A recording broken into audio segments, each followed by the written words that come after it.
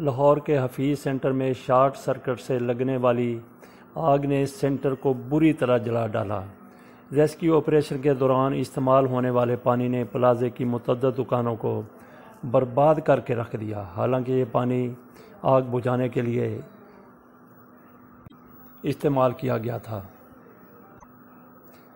آگ اور پانی کے کھیل نے حفیظ سینٹر کو کھنڈر میں تبدیل کر دیا۔ حفیظ سینٹر گلبرگ میں لگنے والی آگ نے سینکڑوں گھروں کے چولہے تو پہلے ہی بجھا دیے تھے جب آگ نے وہاں پہ آگے سے آگے راستہ بنانا شروع کیا۔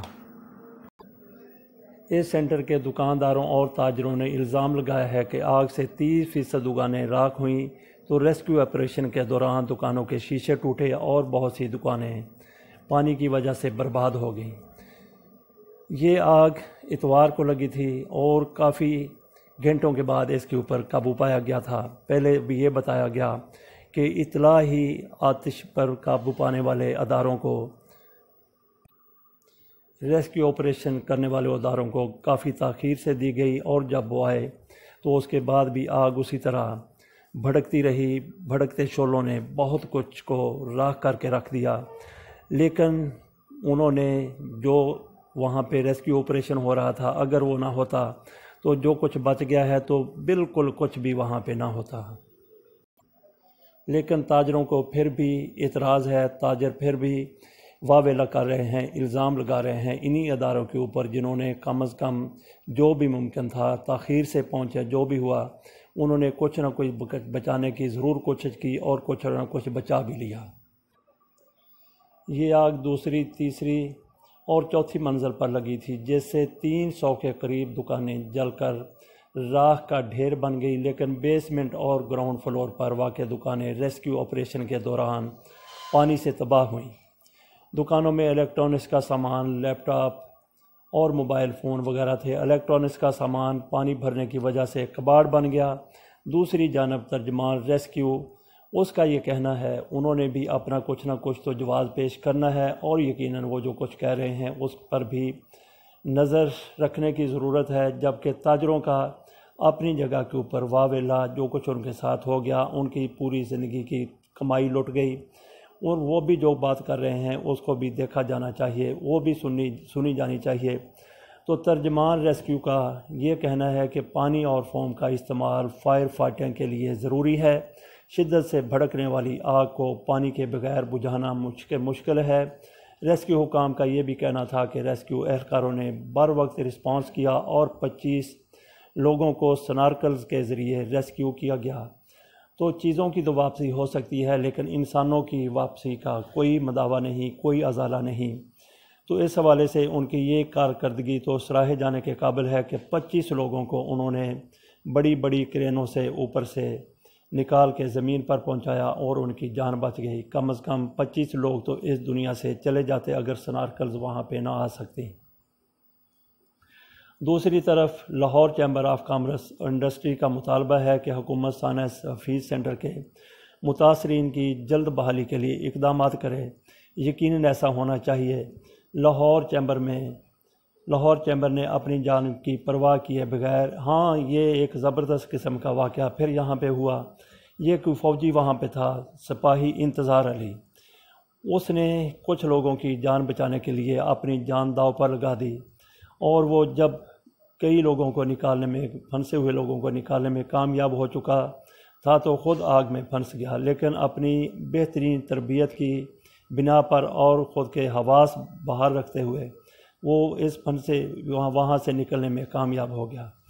بہرحال اس کو بھی اس کی بہادری کے اعتراف میں جو کچھ اس نے کیا، اس سب کو مد نظر رکھتے ہوئے چیمبر آف کامرس نے اس کے لیے 50,000 روپے کا چیک اس کو دیا ہے، اور اس کی اس کارکردگی کو وسیع پیمانے کے اوپر نہ صرف ان لوگوں نے بلکہ قومی میڈیا کے اوپر بھی سراہا جا رہا۔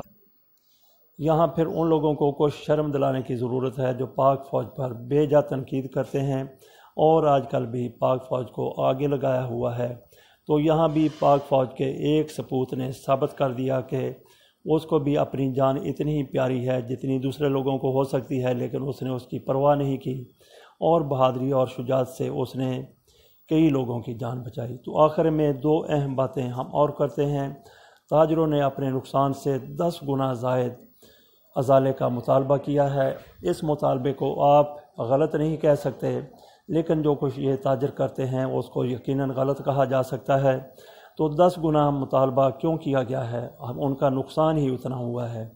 ٹیکس چوری کرنے کے لیے، ٹیکس سے بچنے کے لیے بہت سے تاجر یہ کرتے ہیں، جیسے کوئی زمین کی خریداری کے لیے اگر 50,000 مرلے کی کوئی چیز ہے، کوئی جگہ ہے 50,000 مرلہ، ویسے 50,000 تو ہے نہیں، مثال کے طور پہ چلیں یہ کہہ لیں کہ اگر 10 لاکھ کا مرلہ ہے تو رجسٹری کروائی جاتی ہے 50,000 مرلے کے حساب سے، یا زیادہ سے زیادہ 1 لاکھ فی مرلہ کے حساب سے رجسٹری کرائی جاتی ہے، تو باقی پیسے زیادہ اس کی اصل رقم ظاہر نہیں کی جاتی کہ اس سے ٹیکس زیادہ پڑ جاتا ہے۔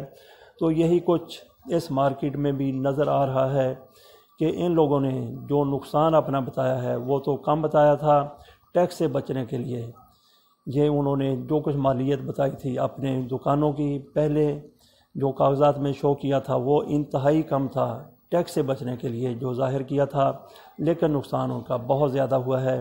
اگر ایک دکان میں 4 لاکھ کا لیپ ٹاپ پڑا ہوا ہے تو اس دکان میں 100 لیپ ٹاپس ہیں، اس سے آپ اندازہ کر لیں کہ ان کی مالیت کیا ہوگی۔ اسی طریقے سے جب آپ موبائل فون خریدنے جاتے ہیں تو ان کی قیمتوں کا بھی آپ کو اندازہ ہے کہ 30,000 40,000 لاکھ 1.5 لاکھ روپے تک بھی وہ موبائل وہاں پہ ملتے ہیں۔ اور ایسے کئی دکاندار ہیں، بہت سے ایماندار بھی ہوں گے، ہیں بھی، لیکن بہت سے ایسے دکاندار ہیں جو اپنی دکان کی مالیت ٹیکس بچانے کے لیے بہت کم بتاتے ہیں۔ اب جب نقصان ہو جاتا ہے تو پھر روتے پیٹتے نظر آتے ہیں یہ تاجر بھی۔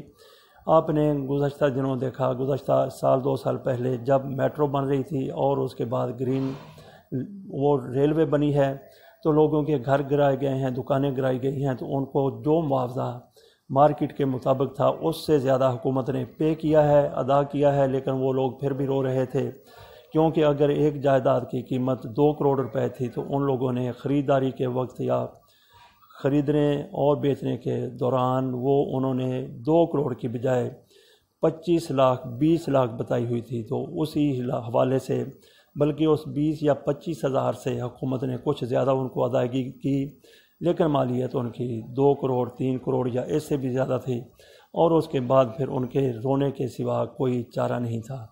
تو یہاں بھی یہی ہوا ہے کہ مالیت ان لوگوں کے سامان کی زیادہ تھی، لیکن انہوں نے ٹیکس بچانے کے لیے کم ظاہر کی تھی۔ تو اب یہ کہہ رہے ہیں کہ ان کا جو نقصان ہوا ہے اس سے نقصان سے 10 گنا زیادہ ادائیگی کی جائے، اور یہی ان کا نقصان بنتا ہے، لیکن ایسا شاید ہونا ممکن نہ ہو۔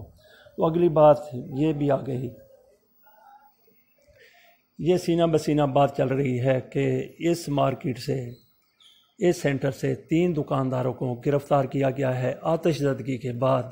جب سب کچھ جل چکا تھا، کچھ دکانیں محفوظ رہ گئی تھی، تو 3 یہ لوگ ایسے بھی تھے جو اپنی دکانوں میں گئے ہیں، وہاں سے کار آمد مال جو تھا، جو لیپ ٹاپ تھے، موبائل تھے، یا جو بھی ان کا کاروبار تھا، وہ کار آمد چیزیں انہوں نے نکال لی، اور وہاں سے جو کوڑ کباڑ رہ گیا تھا، جو اتنی قابل استعمال چیزیں نہیں تھیں یا پرانی تھیں یا سستی تھیں، ان کو انہوں نے آگ لگا دی۔ جیسے ہی انہوں نے آگ لگائی، دوسرے لوگوں کو پتہ چلا تو ان کے بارے میں پولیس کو اطلاع دی، پولیس تینوں کو پکڑ کے لے گئی۔ اگر یہ سچا واقعہ ہے تو پھر یہ انتہائی افسوسناک ہے کہ ایسے لوگ بھی، ایسے لالچی لوگ بھی ہیں۔ اللہ تعالی ہمیں ایسے نقصانات سے بچائے اور ایمانداری سے کاروبار کرنے کی ہمت دے۔ اللہ حافظ۔